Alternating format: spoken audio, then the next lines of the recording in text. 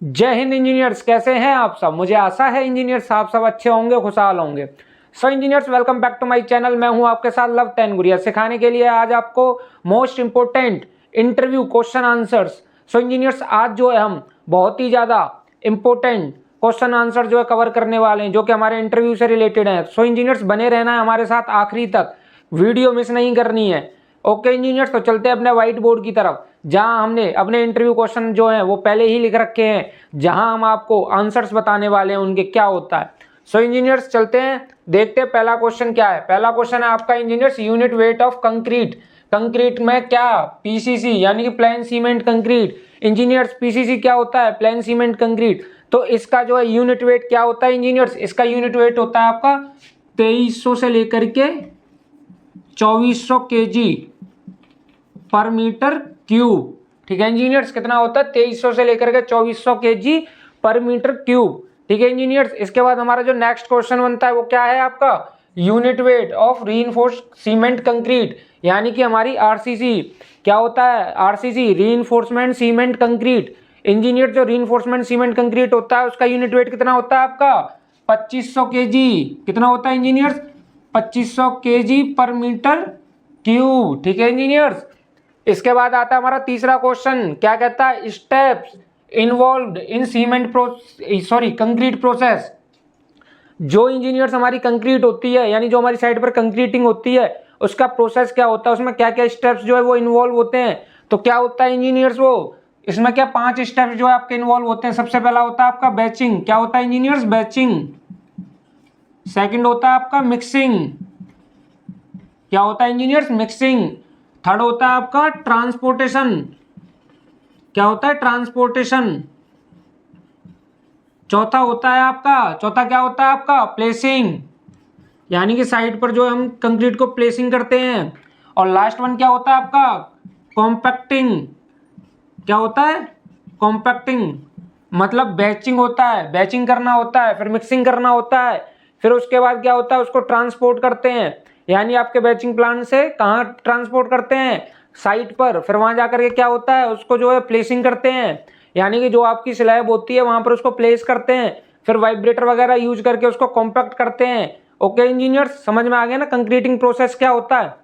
इसके बाद next question है आपका क्वेश्चन नंबर 4, क्या कहता है, initial and final setting time of cement. यानी जो सीमेंट होता है हमारा, सीमेंट का initial and final setting time क्या होता है इंजीनियर्स। इनिशियल सेटिंग टाइम होता है आपका, क्या होता है इंजीनियर्स, 30 मिनट।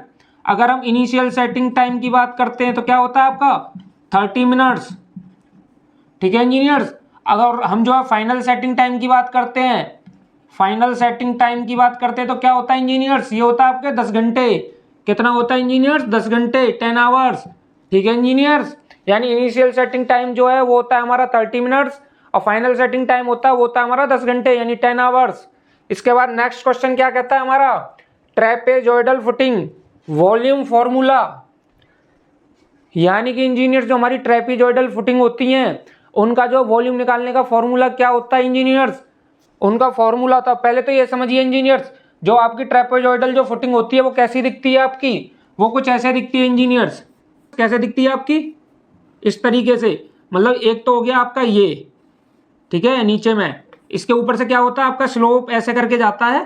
ठीक है, तो इस तरीके की जो है आपकी फुटिंग दिखती है। या मैं और थोड़ा सा बेटर बना सकता हूं इसे।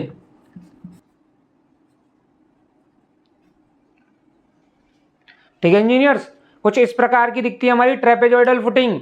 इसमें अब क्या करते हैं, इसका क्या जो हम, अगर इसका हमें जो है क्या निकालना है, अगर हमें से इसका जो है वॉल्यूम निकालना है, क्या निकालना है इंजीनियर्स, वॉल्यूम। ठीक है, तो कैसे निकालेंगे, क्या फॉर्मूला होता है वॉल्यूम निकालने का इंजीनियर्स। वॉल्यूम निकालने का जो फॉर्मूला होता है वो होता है आपका, सबसे पहले नीचे वाले पार्ट का निकाल लेंगे हम, जो क्या होता है, एल गुणा बी गुणा एच। ठीक है, लेंथ इंटू विड्थ इंटू में हाइट। ठीक है इंजीनियर्स, इसके बाद प्लस एच जो हाइट है हमारी, ठीक है, एच डिवाइडेड बाय 3। फिर इसके बाद A1 यानी कि जो नीचे का जो एरिया है ये A1 प्लस A2, ये टॉप का जो एरिया है आपका, plus under root A1 into में A2। ठीक है, ये हो गया आपका किसका फॉर्मूला, ये हो गया आपका ट्रेपेजॉइडल फुटिंग का फॉर्मूला। यानी ट्रेपेजॉइडल जो फुटिंग है हमारी, उसका वॉल्यूम निकालने का फॉर्मूला हो गया आपका L गुणा B गुणा H, ठीक है, प्लस में H/3 A1 plus A2 plus root A1 into में A2, ठीक है इंजीनियर। सो इंजीनियर्स इसके बाद जो नेक्स्ट क्वेश्चन है हमारा क्वेश्चन नंबर 6, वो क्या कहता है हमारा, वो कहता है size of frog in brick as per IS code 1077, यानी IS कोड जो 1077 हमारा कहता है, वो क्या कहता है, जो ब्रिक है हमारी उसके बीच का जो फ्रॉग होता है उसका साइज क्या होता है। इंजीनियर्स पहले तो आपको बता दूं, इस फ्रॉग का मतलब मेढक नहीं है, कहीं आप इसको मेढक समझ लो, ये मेढक नहीं है। ये जो है जो ब्रिक होती है आपकी ईंट होती है, उसके बीच में आप देखते हो जो फेस में क्या होता है, कुछ खाली स्पेस होता है आपका, जिसमें आपने ज्यादातर केसेस में देखा होगा जो ब्रिक्स जो आपके ईंट वाले जो व्यापारी होते हैं, जो आपके भट्टे वाले होते हैं, वो क्या करते हैं, वो अपना एक ब्रांड छपवा देते हैं। कहीं देखा होगा आपने, कहीं पर लिखा होता है दीमान, दीपक, ऐसे नाम लिखे होते हैं उसके बीच में, ठीक है इंजीनियर्स। तो वो जो होता है वो होता है आपका फ्रॉग। तो उसका जो एक स्टैंडर्ड जो है आपका क्या होता है, उसकी लेंथ और विड्थ होती है, क्या होती है उसकी जो standard length and width. Standard का मतलब जो IS कोड कहता है, यानी इंडियन स्टैंडर्ड कोड 1077, ये जो बताता है आपको, क्या बताता है, क्या होता है इसका साइज, इसका साइज होता है इंजीनियर्स 100 इंटू में 40, ठीक है इंजीनियर्स, यानी 100/40 mm का जो है फ्रॉग होता है। और इंजीनियर 100/40 का जो फ्रॉग होता है, ये इसकी जो थिकनेस होती है, अगर हम थिकनेस की बात करें, यानी कि जो उसकी थिकनेस बोल सकते हो या बोल सकते हो उसकी जो डेप्थ, मतलब कितना गहरा होता है वो जो फ्रॉग होता है, वो होता है इंजीनियर 10 से लेकर के 20 mm तक, 10 से लेकर के 20 mm तक, ठीक है इंजीनियर्स।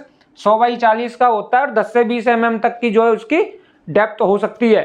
लेकिन ये समझ लेना, अब आपको मैं एक चीज और बता दूं, आगे और हम जो क्वेश्चंस लेकर के आएंगे उसमें आपको जो है कंप्लीट डिटेल बता देंगे, बट मैं भी आपको मोटा मोटी बता देता हूं। ये जो केस है, ये सिर्फ मॉड्यूलर साइज जो होता है ब्रिक का, आपको पता होगा इंजीनियर्स मॉड्यूलर साइज क्या होता है इसका ब्रिक का जो है, वो होता है आपका 190 इंटू 90 इंटू 90 mm, उसके केस में होता है ये, ठीक है इंजीनियर।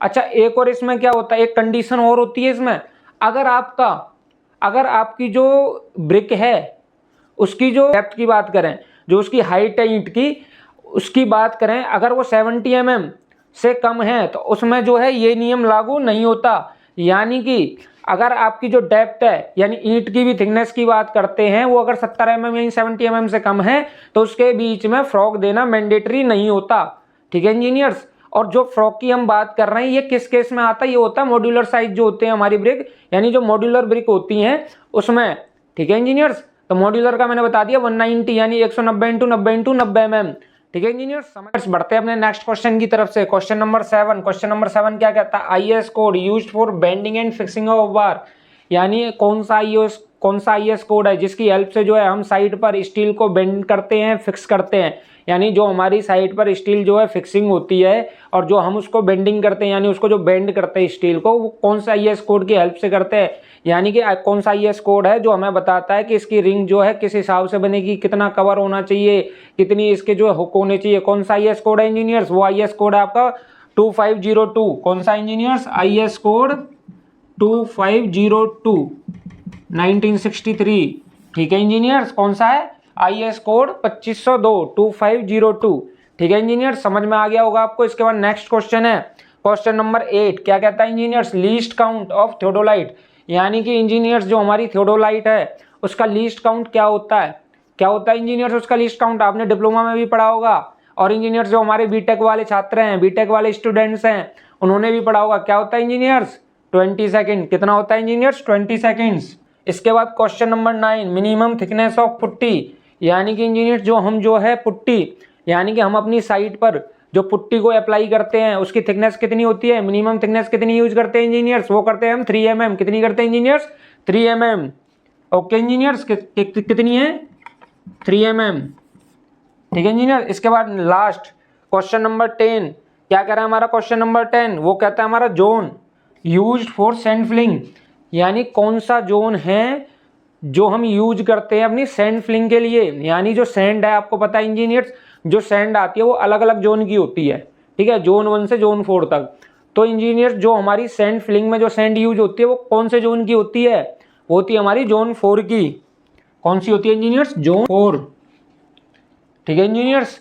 समझ में आ गया होगा आपको कौन सी सैंड जो है, मतलब कौन से जोन की सैंड यूज होती है, जोन 4, ठीक है इंजीनियर्स। अच्छा, मैं आपको एक चीज और बता देता हूँ इसको खत्म करने से पहले, ये जोन बता देता हूँ क्या होता है आपका। इंजीनियर्स जो जोन होते हैं आपके, जोन होते हैं 4 तरह के। कौन कौन से होते हैं आपके?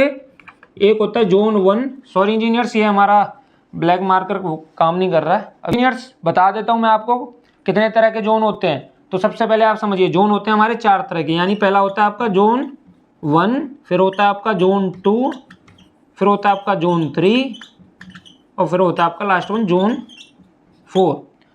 जोन जो 1 होता है वो क्या होता है इंजीनियर्स? वो वेरी कोर्स सेंड, यानी कि कौन सा आता है इसमें? वेरी कोर्स सेंड, ठीक है। जोन 1 जो होता है इंजीनियर्स वो होता है हमारा वेरी कोर्स सेंड के लिए, और जो जोन 2 होता है इंजीनियर्स वो किसके लिए होता है आपका? कोर्स सेंड के लिए। किसके लिए? कोर्स सेंड के लिए। और जो जोन 3 होता है इंजीनियर्स ये किसके लिए होता है आपका? ये होता है आपका एम सेंड के लिए, यानी कि मीडियम सेंड के लिए, ठीक है इंजीनियर्स। जो जोन 3 होता है वो होता है हमारा जोन 3 जो होता है वो होता है आपका एम सेंड, यानी कि मीडियम सेंड के लिए। और जो लास्ट वन जो है आपका जोन 4, जोन 4 जो होता है वो किसके लिए यूज होता है इंजीनियर्स? जोन 4 होता है आपका फाइन सेंड के लिए, ठीक है इंजीनियर्स, फाइन सेंड के लिए। फाइन सेंड क्या होता है? रेता। कोर्स सेंड क्या होता है इंजीनियर्स? कोर्स सेंड होता है हमारा बदरपुर। सो इंजीनियर्स आप इसको अच्छे से समझ गए होंगे कि जोन जो है हमारे 4 तरह के होते हैं। पहला जोन 1 होता है जिसमें हमारी वेरी कोर्स सेंड आती है, जोन 2 जो होता है उसमें कोर्स सेंड, जोन 3 में जो एम सेंड होती है हमारी यानी मीडियम सेंड, और लास्ट जो होता है हमारा जोन 4, जोन 4 में आती है हमारी फाइन सेंड, ठीक है इंजीनियर्स। मैंने आपको अच्छे से समझा दिया। अपने लगभग 10 क्वेश्चन जो है, लगभग क्या पूरे ही 10 क्वेश्चन है, ठीक है, 10 क्वेश्चन मैंने कवर करवा दिए आपको। तो इसके बाद क्या है, आते हैं अपने काम की बात पर, ठीक है इंजीनियर। अभी तक आपके काम की बात चल रही थी, अभी आगे हम अपने काम की बात पर। तो हमारे काम की बात यह है इंजीनियर्स, अगर आपको ये हमारी जो वीडियो है वो अच्छी लगी हो तो हमारी वीडियो को लाइक करें, ज़्यादा से ज़्यादा शेयर करें अपने दोस्तों के साथ, और हमारे चैनल को सब्सक्राइब करें ताकि हमारे आने वाली जो नेक्स्ट वीडियोज होंगी वो भी आप देख सकें। अच्छा, और जो हमारा बेल आइकन है उसे दबाना मत भूलिएगा, अगर इंजीनियर्स हमारी नेक्स्ट वीडियो आई वो आपसे मिस ना हो सके, ठीक है इंजीनियर्स। तो आज के लिए इतना ही, आप मिलते हैं अपनी नेक्स्ट वीडियो में बहुत जल्दी। तो तब तक के लिए जय हिंद, जय भारत।